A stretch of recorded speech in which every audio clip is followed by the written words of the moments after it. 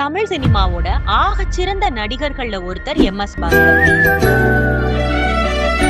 காமெடியனா, குணச்சித்திர நடிகரா, தரமான டப்பிங் ஆர்டிஸ்டா கலக்குனாலும் பெரிதும் கொண்டாடப்படாத கலைஞரா தான் இருந்திருக்காரு. மேடை நாடகங்கள்ல நடிச்சிட்டு இருந்த எம்.எஸ். பாஸ்கர் விசுவோட இயக்கத்துல திருமதி ஒரு வெகுமதி படத்துல தான் முதல் முறையா நடிச்சாரு. அதுக்கப்புறம் தூர்தர்ஷன்ல நிறைய தொடர்ல நடிக்க ஆரம்பிச்சாரு. இவர் நடிச்சதுல மிக பிரபலமான கங்கா யமுனா சரஸ்வதி தொடர்லயும், சின்ன பாப்பா பெரிய பாப்பா தொடர்லயும் பட்டாபிங்கிற கதாபாத்திரம் ரொம்ப பிரபலமானது. சீரியல்ல நல்ல வேடத்துல நடிச்சாலும் சினிமால திருப்பம் தந்த படம்னா அது விஜயகாந்த் நடிப்புல சித்திக் இயக்கிய எங்கள் அண்ணா படம் தான். 2007ஆம் ஆண்டு ராதா மோகன் இயக்கத்துல வெளிவந்த மொழி படத்துல ஞானப்பிரகாசம்ங்கிற கேரக்டர்ல மனுஷன் வாழ்ந்திருப்பாரு. படம் முழுக்க வர வேடமா இருந்தாலும் சரி, ஒரு காட்சியில வர வேடமா இருந்தாலும் சரி, இவரோட நடிப்பு எப்பவுமே தனித்துவமா தெரியும். நாம ஒரு நாசர, ஒரு நாகேஷ கொண்டாடிய அளவு திறமையுள்ள, கொண்டாட தவறிய நடிகர்கள்ல ஒருத்தர் எம்.எஸ். பாஸ்கர்.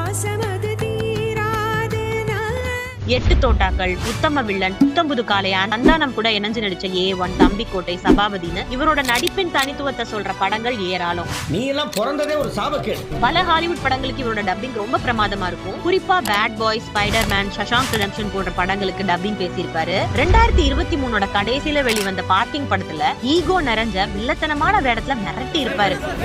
இந்த படத்துக்காக தான் இவருக்கு சிறந்த துணை நடிகருக்கான தேசிய விருது கிடைச்சிருக்கு. காலம் கடந்து கிடைச்சாலும் இப்படி ஒரு அங்கீகாரம் கிடைச்சதுல ரொம்ப மகிழ்ச்சி. உங்களுக்கு பிடிச்ச எம்.எஸ். பாஸ்கரோட கதாபாத்திரம் எதுன்னு கமெண்ட்ல சொல்லுங்க.